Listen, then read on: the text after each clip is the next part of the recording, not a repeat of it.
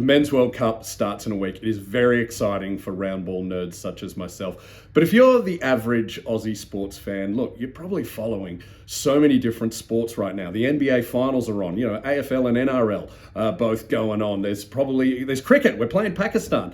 In one-day internationals, it's very hard to follow round ball. Because look, if you're into NBA, that's 30 teams that you got to be across. Whereas with soccer, every country has a league, and in England there's 4 top leagues themselves, and there's European Cups and Champions League and the Asian Cups and the A-League. It's hard to do it, I get it, but when there's a big World Cup, you want to be across the big stories and know what's going to happen, and that's why I'm making this video. This is Frequently Asked Questions, the Bluffer's Guide to Australia and the World Cup in general.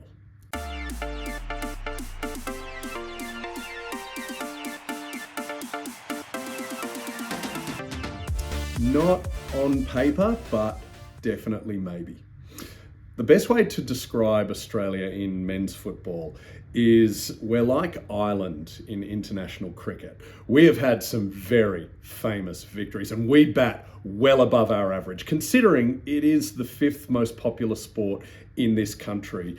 However, it seems unlikely we are going to compete with the very best of the best anytime in the near future. That said, the beauty of round ball football, and yeah, I'm going to use the terms football and soccer interchangeably because I don't care what you call this sport.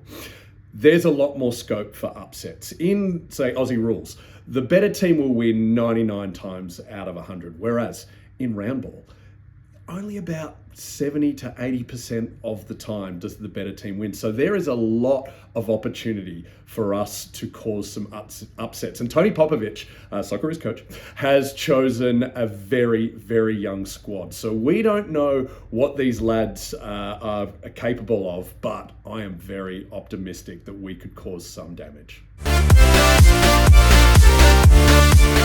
Well, Matty Ryan is still our captain. He should be in goal for most of the games.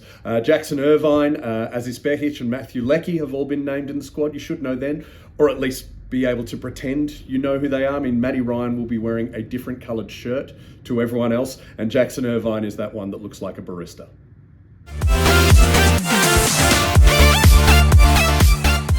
We got some really exciting new players, and I mean brand new. One bloke only decided he wanted to be Australian last week. His name is Cristian Volpato. He's been playing for Italy. He's obviously eligible for both countries, but he's been playing for Italy in the juniors, but only last Friday did he finally agree to join the Socceroos officially. He's been playing for Sassuolo in Serie A, that's the Italian league, and he helped them go from the second division all the way up to the top, and he's kept them there. He is an exciting prospect. Another one to be excited about is Mohamed Toure. You might have heard he was in the news a couple of months ago because he scored a hat-trick in his first full debut for Norwich in the English Championship. He is in red-hot form. Another one to look out for is Kai Trewen. He's a no-nonsense defender, but he plays up the park a bit, and he just knows how to get it done. Tony Popovich actually played a very similar role to him, so it feels like they just get each other.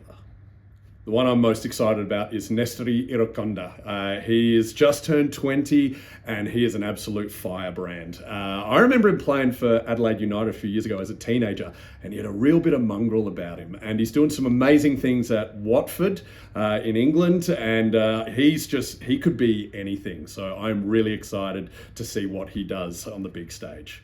On another player with a cool story is New Zealand's Tim Payne. He plays for Wellington Phoenix in the A-League, and a Argentinian influencer with gajillions of followers just decided that everyone should support Tim Payne. He chose him as the least well-known player in this year's World Cup, and decided everyone needs to get behind him. And yeah, he went from 1,000 Instagram followers to 4 million in a matter of days, and they've written songs about him and memes, and everyone has just decided Tim Payne is a hero. And I love this story. I say let's all get behind Tim Payne, and we can at least pretend it's the former Australian cricket captain.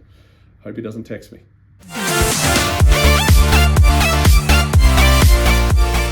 Yeah, we're going to watch out for Turkish captain Hakan Çalhanoğlu. He's getting on in years, but he is just capable of some absolutely amazing things.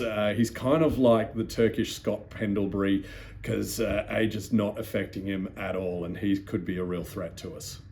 Then we play the USA. Their biggest goal threat is a guy called Brendan Aronson, who plays at Leeds United in the Premier League. And look, he's pretty good, but the guy I've watched the most is one of their defenders called Anton Trusty.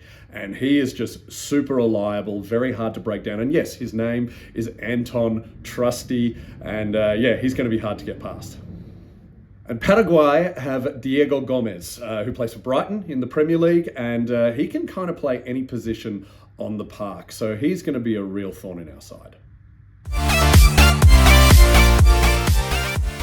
don't know. The bookies have Spain, France, England, Brazil, and Argentina as favourites. So probably one of them, but let's find out. Yeah, there's some rippers. Morocco v Brazil, Netherlands v Sweden, Spain v Uruguay. I mean, that could be a final. Portugal v Colombia, and England v Croatia, which was a semi-final a couple of tournaments ago. Look, do what you want, but what I do when Australia goes out is I tend to support the remaining Asian teams, because we're all part of the Asian Football Confederation, and it's very rare that you get to be proud of being part of a confederacy. So I tend to support Japan, South Korea, Iran, more on that later. Some other teams you could follow is Curaçao, which is a very small island in the Caribbean. It's actually owned by the Netherlands, and it has a population roughly the size of Ballarat. And they have got into the World Cup. And I just would like to point out, Curaçao are in the World Cup and Italy aren't. The fans I'm most excited about seeing is Scotland. They're in their first World Cup since 1998, and they will be so up and about, and they know how to put on a party, and it should be brilliant to watch, provided they don't go full Glasgow Rangers. Well, you're Australian, so don't go for New Zealand, because we've got to respect the Trans-Tasman rivalry, and don't support England. Okay, yeah, that's cool. Look, if England are your second team, a simple thing you can do is Google English football fans or read any book on history, and then you realise why you shouldn't support England. Yeah, there are a few new rules. Throw-ins have to take less than 5 seconds, otherwise the ball is handed to the opposition team. Substitutions have to take less than a minute. If a player gets injured on the field, they have to be treated outside of the field. This is to avoid time wasting through diving and whatnot. And VAR can now check yellow cards and corners as well. Yeah, so there's this bloke, and he won the first ever FIFA Peace Prize. So he must be a really top bloke. But then, weirdly, even though he won a Peace Prize, he started a war with Iran. And that's awkward, because Iran were coming to his country to play some games of soccer, and now they're sort of enemies. So what do? It's a bit awkward. So Iran, the players are basing themselves in Mexico, and FIFA have wrangled with the US government that they will get day visas to fly, play their games, and then immediately leave the country again. The whole thing is very awkward. Yeah, FIFA have decided to make price gouging a core tenet of their organisation. It's called dynamic pricing, and it means they can change the cost of tickets to any match at any time based on demand. So matches with, teams like Argentina are costing 3 times as much as, say, Australia v Turkey. That's unfair for the average Argentinian who just wants to see their team, because all these neutrals want to say that they saw Lionel Messi play live. It's absolutely disgusting, and the atmosphere will suffer for it. It'll be like the AFL Grand Final when it's full of corporates.